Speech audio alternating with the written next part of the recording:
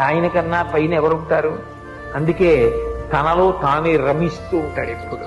అది శివతత్వం.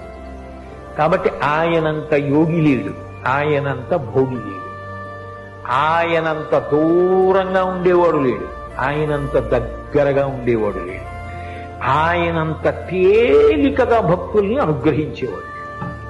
ఎందుకని?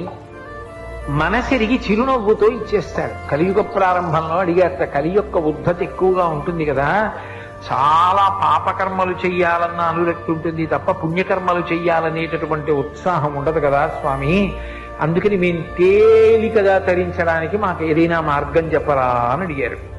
అడిగితే ఆయన అన్నాడు, మీకందరికీ మోక్షం కావాలని కదా తాపత్రయం, సరే నేను ఒక మాట చెప్తాను చెయ్యండి అన్నాడు. దర్శనాత్ అభ్రతసి, చిదంబరంలో ఎలా దర్శనం చెయ్యాలో అలా చేయండి, మోక్షం ఇచ్చేస్తానన్నాడు.